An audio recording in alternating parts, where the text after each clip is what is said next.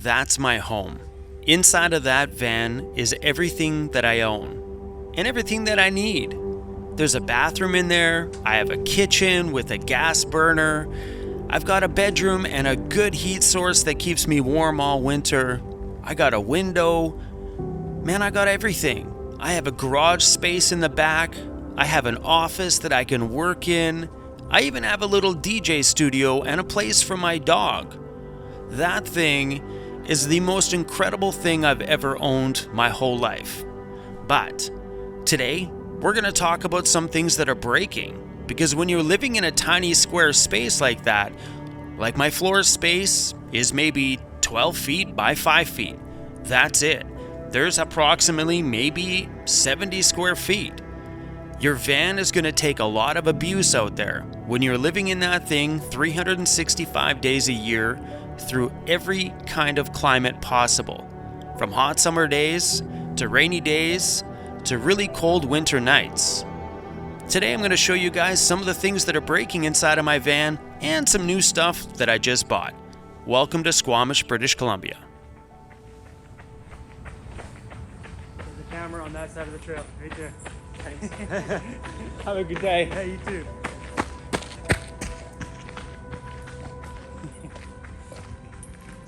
I didn't want him to accidentally trip over my camera.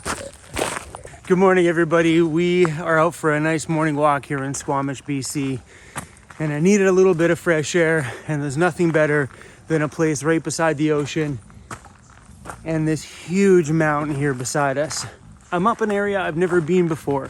This is where all the rock climbers come up here to train. All these areas over here, like the one right here behind us and all the way down the trails, are little training sections of rock where people can challenge themselves before they take on those bigger mountains. It's pretty cool because clearly I ain't no rock climber.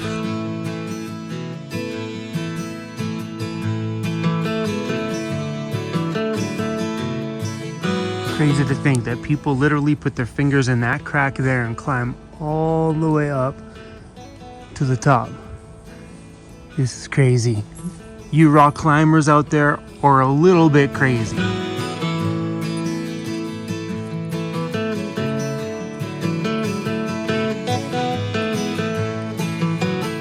All the little clips along that cliff edge. That must be where they somehow climb through here, somehow clip themselves there to get up and over. That's crazy. I'm not really sure if there's going to be any point in my life where this guy will ever be a rock climber. Just standing here looking up at that scares the crap out of me. I have a hard time driving on a mountainside in my van with 4 wheels when there's a cliff on the other side. My stomach just goes, no thank you.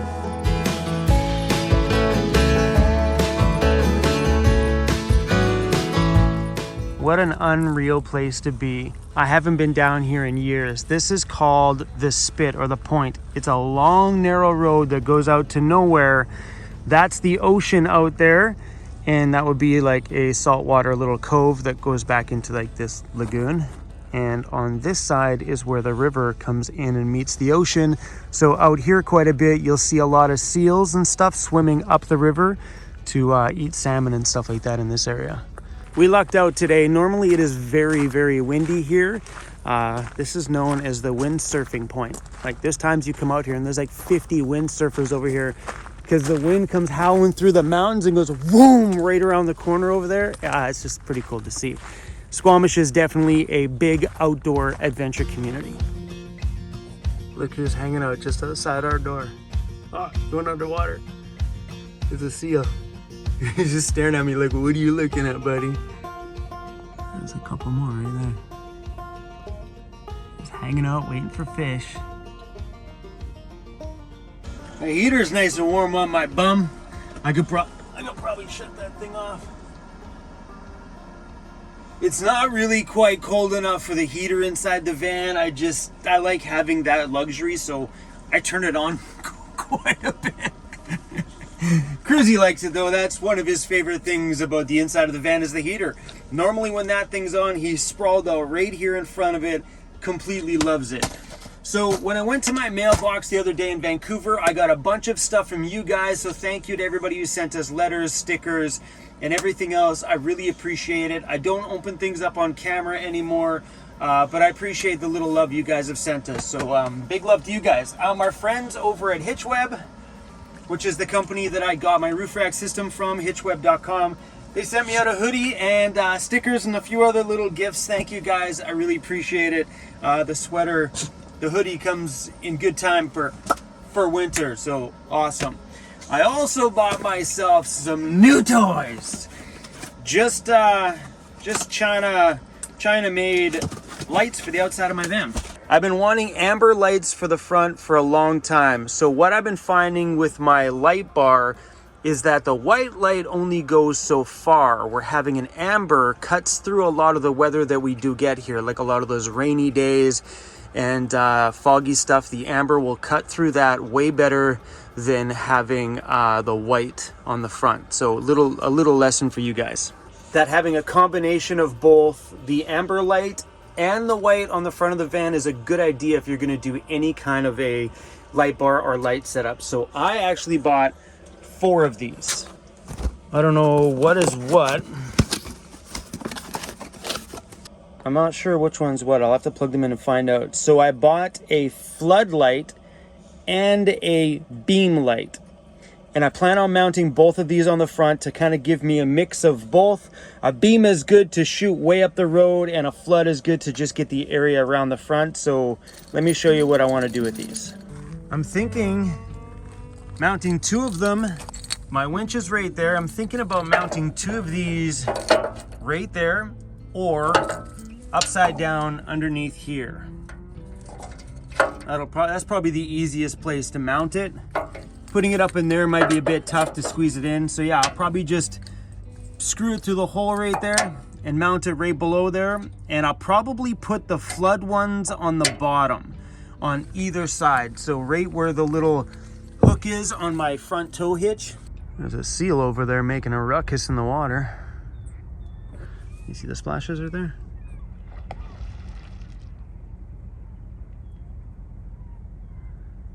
He's having a good old time over there.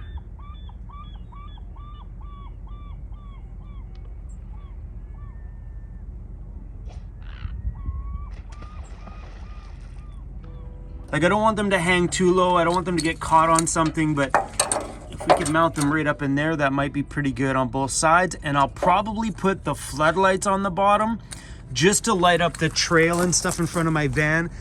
So I can see like potholes or rocks a little bit better. That's where the light above doesn't do well because it's more shining over the trail.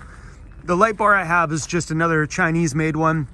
It's got floods on the corner and spots all the way along the front. So I want to mount 2 of them on the bottom here. And then I thought about mounting 2 of them right here on the top of the hood. I found a really cool bracket they make that goes right along the side pillar there. But every time I go online to find them, the company is sold out. They make this really rad one that gets mounted here that puts the light way back there. But I found this, and I don't know if it's gonna work or not, or even if it's a good idea. I'll give it a shot. If I don't like it, we'll take it off. So this goes on the back side of the hood because there's a massive gap there. So this screws to the back side of the hood. You pull it through, you screw it from the bottom, and this gets mounted to here. Right? So it just stays on the hood. I don't know if this is gonna work or not. Looks pretty straightforward and simple. It's got some rubber cushion on the top, screw the screws in from the bottom, and then you just attach your light bracket. So the bracket there that's got the bolt attached, you attach that bracket to this and screw it to the hood. I'm thinking mounting them in each corner right here. Like right there. I think that might, it might look okay. I'm pretty sure the hood will open without this hitting the window at all. I think that might be a pretty cool little spot for them. Some of these lights you buy, they don't even have a name brand attached to it. They're just like generic branded stuff. Is there a name on this box? Yeah, nothing. Like no name brand at all. It just says general information pretty much. But this surprises me sometimes, the build quality on these. Like that's aluminum. It feels like really sturdy. It looks well built. Let's see if this handles the water, because my light bar, The light bar took on moisture the very first time it got wet. And there is a ton of little screws along the top. So one day when I get a chance to get indoors or a really dry day, it sucks because it's already mounted up there. I should have did it when we put the Tyro coating on my van while it was off. Taking all the screws out of the top, running a bead of Sikaflex or something like that on there, like a sealant, and then putting it back on there. The light still works, and after a good day of using it, it actually dries out. So I think the heat from the LED lights dry it out a little bit. But those are the things that happen when you're buying like cheaper made stuff with no brand attached to it. So I think some of those products just lack a little bit of quality control. So that one there just wasn't quite sealed, even though they're advertised as you could soak them underwater and they still work. The advertisement on that one says exactly that.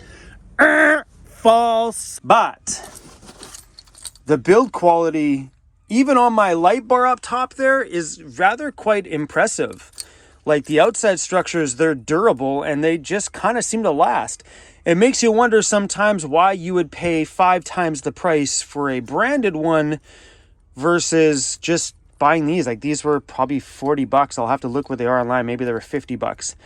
But this from a branded company would be like $350. To be honest though, as soon as my light bar took on water, my first thought was I should have bought a branded one, because I automatically thought that that bar was going to be done. It was going to just cook itself out, but it just seems to always work. All summer long, there was no moisture in it because obviously I wasn't around a lot of rain and stuff like that in the summer, but the second it rains, it just gets moisture in there. So just think about those kind of things. It sucks to buy a product like that, take it apart just to seal it yourself, especially when it's advertised as being waterproof. I definitely thought this little bracket for the hood was kind of a cool idea. I don't know how this works because it's got a screw here that the screw pushes this bottom, where we're going, you can see this right here. When you put the screw in, it pushes down on that piece, creating a big bump. I'm wondering if that's going to push into the hood. I'm going to give it a try anyway. We'll see how this works out. It's made by the same company that made my light bar, Nylite. That's the company that makes my light bar, and that's also the company that makes these brackets as well too. And a nice little spot. Hey Cruzy, are you enjoying the view? No, somebody's sleeping in the front seat. Sure is nice out there though. And I bought myself another little Stream Media mirror dash camera. When I was in Calgary, Mark had this $150 rear view camera, like backup camera on his vehicle. And I wouldn't mind a backup camera because I've got my spare tire on the back. I had a subscriber send me a backup camera itself, but then I had no way to put it on a monitor. So I would have had to have gone out and bought a monitor on the other side. So I ended up gifting that backup camera to somebody else because Mark had this one and I was like, say what? That's super cool. Would you pay for that? I was thinking like $400 or whatever. It was so awesome. He's like, no, it's like 100 and some odd bucks on Amazon. So I went on Amazon and found one just like his. Check that out. The entire mirror is the screen for the camera. So because I don't have a rear view mirror, we took it off when we put the new window in because I can't use it. I can't see out of any of my back because there's no real like windows back there, like except for that one, but no windows in the back. So having a rear view mirror to see out no windows is kind of just in my visible way up front. So I'm like, let's just take it off because it's useless anyway. Then I seen Mark's little unit. I'm like, okay, this may be interesting. Ooh.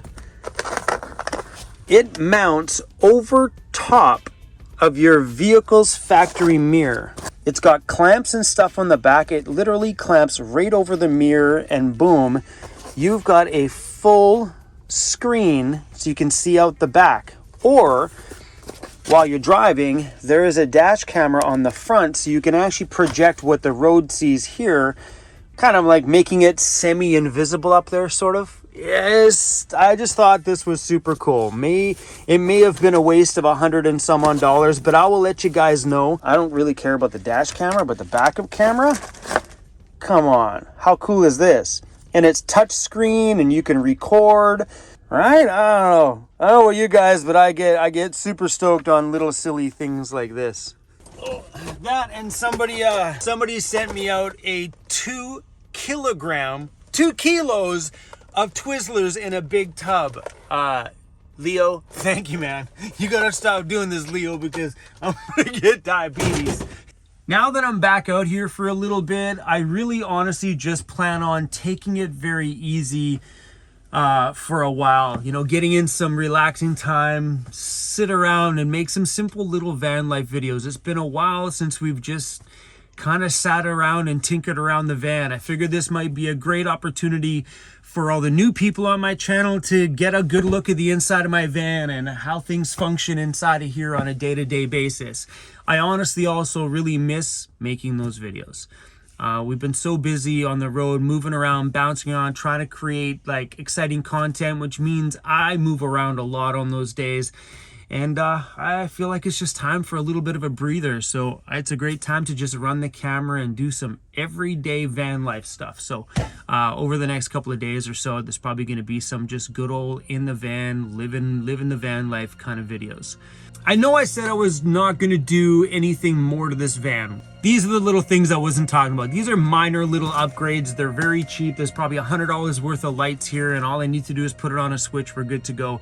I'm not doing any more big upgrades. The Tyro coating was the last of it for me. This van to me is complete. I may do a few little tweaks along the way just to make things a little bit better, and then just do repair stuff because there's parts of my van that are falling apart. Yes. Things that I would like to upgrade, things I wish I should have done properly from the very beginning of my van life. Like my floor. Right here. Dun, dun, dun. Let's start with these. There's little baby tears in my floor here because this is just like plastic or whatever. Watch this. Ready? Dun, dun, dun, dun. No! One giant stress hole. I don't know what else to call it. But you guys can see from a distance all these grooves. These are the metal ribs on the floor underneath. There. And what's happening here with this one, because it's pushing up, is I kneel here when I'm doing anything in the kitchen. So I'm constantly pushing this material that way, which has created a bigger bump than normal, and it split it. So the reason why you guys can see all the bumps and ribs in the floor is that underneath here is probably about a 1/2 inch foam floor with a rubber top on the top of it. But over the years, all this pushing down on it, I think has just compressed the rubber. Now there's really nothing there. You can feel every single rib in the floor. What's he doing?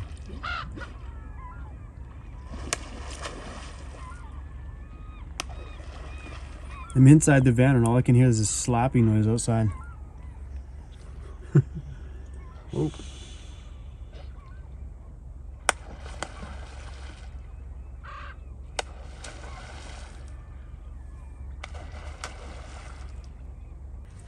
He stopped.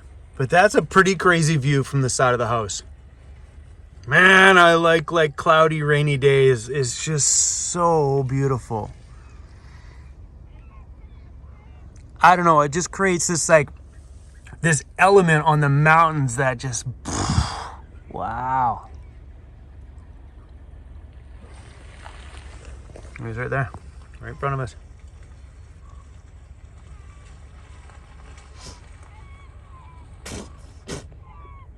Sounds like Cruise.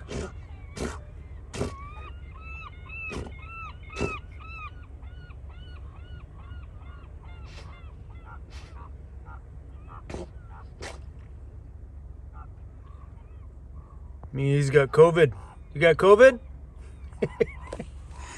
If you look on here, I've got about this much room to put a piece of wood and then a vinyl floor so my drawers can still open.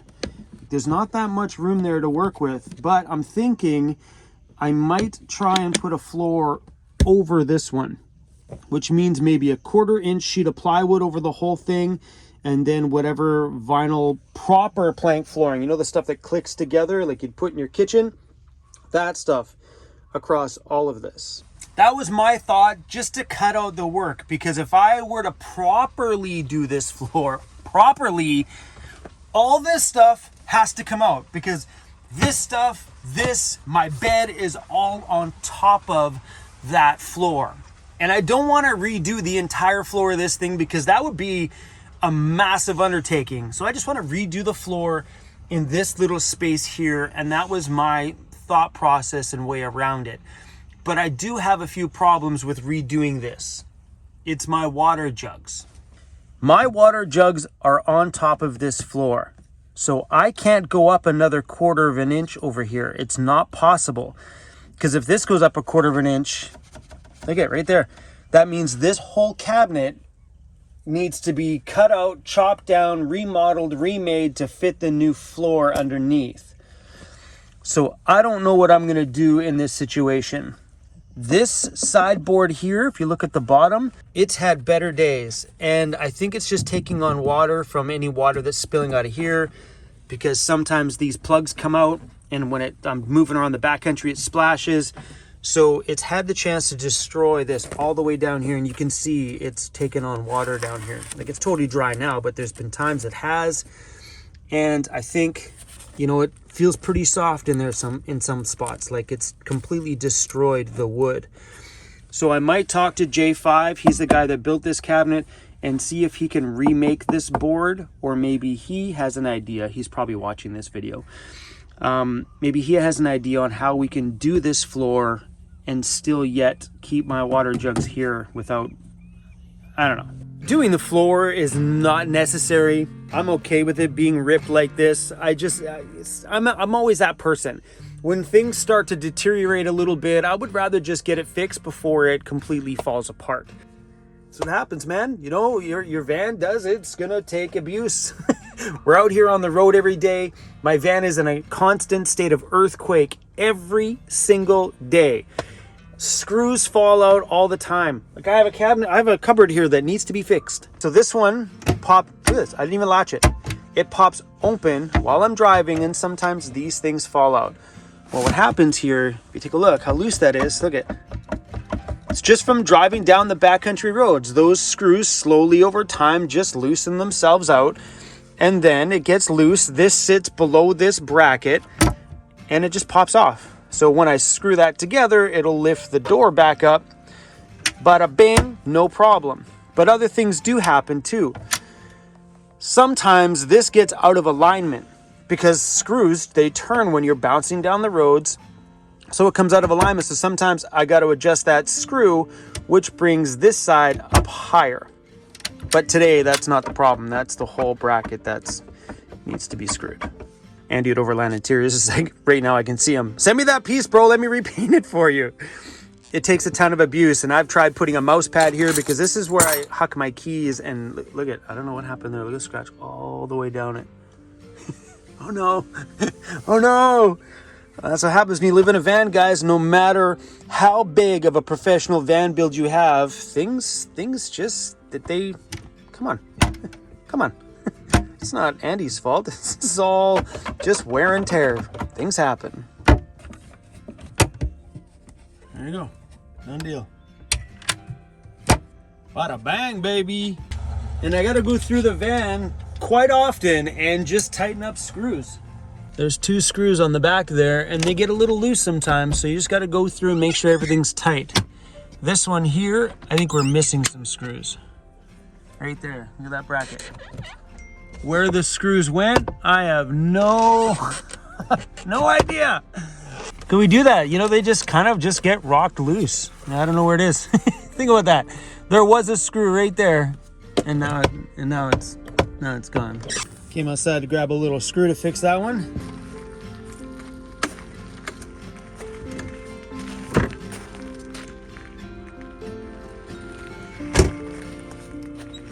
All right, looks pretty good. Looks bada bang. Sometimes it shocks me the abuse that some of the products that we have in our van can take. Those are meant for a home. A home isn't meant to be in a constant state of earthquake every day. but they seem to withstand it. Sometimes they don't, they break sometimes, but they also probably weren't manufactured to be in an earthquake every time your vehicle moves. So I'm actually quite impressed sometimes on how much abuse these things take. Even the marine products. Sure, the marine products, they may take some bumping out there on the thing, but out on the ocean or the lake or whatever, but in a van, when you're bombing down those backcountry roads, I would say it would be way rougher than driving in a boat, because most people out there on boats aren't purposely shoving it in rough water. You know? This little spot here is where I keep all my, quick grab tools and stuff I need. A Bluetooth speaker and butane for my little soldering torch. You want to participate in anything today? He's like, no, Dad, we've been on enough walks today, thank you. I'm just going to sit in the front seat and sleep. You're so cute there, buddy boy. You're so cute. I've always found that it's the small, tiny little upgrades you do to your van that make the biggest differences. And it's not always the expensive ones that make the difference. It's the tiny little, more convenient ones. Like me using these little steely magnetic phone mounts you get from Amazon to mount my MiFi. I have one mounted back here, so when I sleep at night, that's where my phone goes. I have one over here by the side door, so when I'm outside and I want to leave my phone somewhere, that's where my phone goes. And also while I'm driving, it's just a little magnet. Bada bang, it goes there. So those little tiny details make all the difference, right, buddy? Like the day I mounted my knife here on the door, or mounting my bear spray on this side of the door. It's those little things that change the game. Or when I'm inside my van and I didn't know where to put my paper towel, well, it's right there. So when I'm cooking over here, just got to turn around, grab paper towel, done deal. Make sure you buy yourselves one of those little multi-screwdrivers, because if you live in a van, you're gonna learn how to do small, tiny home renovations. I was never that person prior to living in my van many years ago, but now you just learn how to do these things, because when you're on the road traveling on your own, that's who you have, is you. So get yourself some tools, keep a small little compartment for tools in your van, because you're gonna need them. I've used a multi-screwdriver more living in my van than I have the last 40 years of my life. All right, guys, thanks for watching. We're gonna go. I'm gonna go eat some licorice. Nice to see you sitting up, bro. Wanna go for another walk? Oh, look at that look. He's like, oh, heck no, Dad. Anyway, y'all, take care, and I'll see you guys very soon.